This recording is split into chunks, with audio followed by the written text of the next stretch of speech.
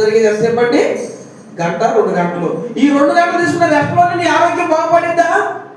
రోజంతా తీసుకో, ఎంత ఆరోగ్యాన్ని పొందుకుంటావు పని మానేసి రెస్ట్ తీసుకుంటే. అవునా కాదా? పాయింటేనా? 1 గంటలు ప్రార్థన మానుకుంటే నీ ఆరోగ్యం బాగుపడుతుందా? లేకపోతే రోజంతా నువ్వు రెస్ట్ తీసుకుంటే ఆరోగ్యం బాగుపడిందా? నాకు తెలిసి రోజంతా రెస్ట్ తీసుకో, అవసరమైతే ఇంకో రోజు కూడా రెస్ట్ తీసుకో. ఒకవేళ నీకు బలహీనత ఉంటే ఖచ్చితంగా దేవుడు స్వస్థపరుస్తాడు. కానీ ఆ ప్రార్థన జరిగే 1 గంట లేకపోతే 2 గంటలు ఆ టైంలోనే నువ్వు రెస్ట్ తీసుకుంటే నీకు బాగుపడిందంటే నీవు ఇంకా పరిశుద్ధపరచబడాలి. వాక్యం చేయాలి. వాక్యము ఎందుకు వినాలి? వాక్యము అరికాలు మొదలుకొని నడినెత్తి వరకు నిన్ను పరిశుద్ధపరుస్తుంది. మీరు నమ్మండి నమ్మకపోండి, నాకు సమయం దొరికితే నేను బైబిల్ చదువుకుంటా. వాక్యం చదువుతున్నారుగా, బైబిల్ చదువుకునేందుకు నేనే కాదు, ప్రభు కోసం రగలాలనుకున్న ప్రతి ఒక్కరూ బైబిల్ చదువుకుంటారు. నేను ఖచ్చితంగా చెప్తాను, సేవకులు బైబిల్ చదివే వాళ్ళు ఉన్నారు. ఎందుకు చదువుకుంటారో వాళ్ళకి బైబిల్ తెలియక కాదు, బైబిల్ తెలుసు. కానీ ఎందుకు అధ్యాయాలు చదువుకుంటా పోయేదంటే ఎంత వాక్యం నేర్చుకుంటే, ఎంత వాక్యం తెలుసుకుంటే మన పాపాలు అంతగా లోన దాగినటువంటి పాపాలు కూడా బయటకు వచ్చి పారవేయబడతాయి. హల్లెలూయా, హల్లెలూయా. ఎప్పుడైతే నీకు వాక్యం మిడిమిడి జ్ఞానంతో తెలిసిద్దో, వాక్యం మరుగైపోయి లోకంలో ఉన్న చెత్త చెదారం అంతా నీ మైండ్లోకి వచ్చింది. నిజమేనే చెప్తుంది.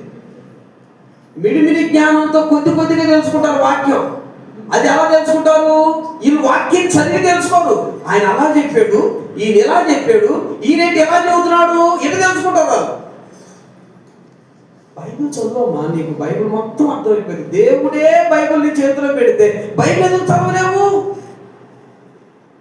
చక్కగా బైబిల్ చదువు.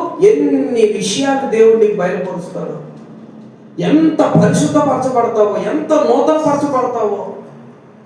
లేదు నాకు చదువు లేదండి, ఓకే, నీవు వింటున్నావే ఆ మాటలు నీ మనసులో పెట్టుకో చాలు. చదువు లేకపోయినా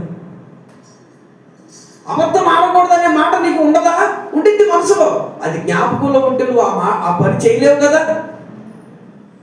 ప్రియమైన దేవుని బిడ్డలారా, ఎందుకు అంటే దేవుడు తన సంఘాన్ని ప్రేమించాడు. ఎందుకు? ఈ సంఘంలో ఉన్నటువంటి వారందరిని కూడా ఒక పవిత్రమైనటువంటి కన్యకగా మార్చాలని. హల్లెలూయా. ఎందుకు ఆయన పవిత్రమైన కన్యకగా మార్చాలనుకున్నాడంటే, ఒక దినాన ఆయన మేఘార్హుడుగా రాబోతున్నాడు.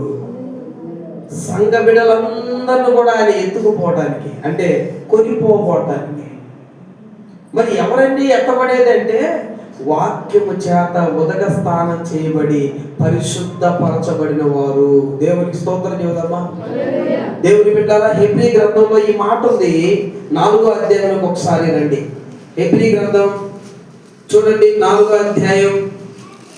ఇక్కడ రాయబడినటువంటి వాక్యాన్ని మీరు చదువుతారా?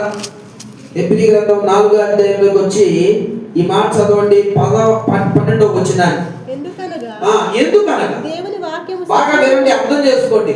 ఎందుకనగా దేవుని వాక్యం, దేవుని వాక్యం సజీవమై బలము గలదై రెండంచులు గల ఎటువంటి ఖడ్గము కట్టెను వాడిగా ఉండి ప్రాణాత్మలను, కేళ్లను, మూలగను విభజించునంత మట్టుకు దూర్చు హృదయం యొక్క తలంపులను, ఆలోచనలను శోధించుచున్నది. దేవునికి స్తోత్రం చెబుదామా?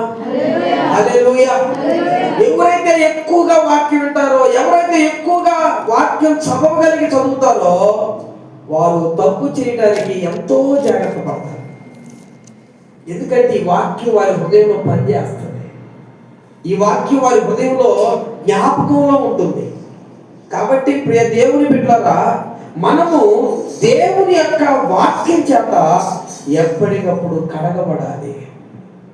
అది మూలగల్లోకి కూడా వెళ్ళిపోతుంది, నీ ఆలోచనలోకి వెళ్ళిపోతుంది, నీ నరాల్లోకి వెళ్ళిపోతుంది, నీ మాటల్లోకి వెళ్ళిపోతుంది, నీ మనసులోకి వెళ్ళిపోతుంది, నీ చేతుల్లోకి వెళ్ళిపోతుంది, నీ పాదాల్లోకి వెళ్ళిపోతుంది, నీ దేహం అంతా కూడా వ్యాపించగలదు.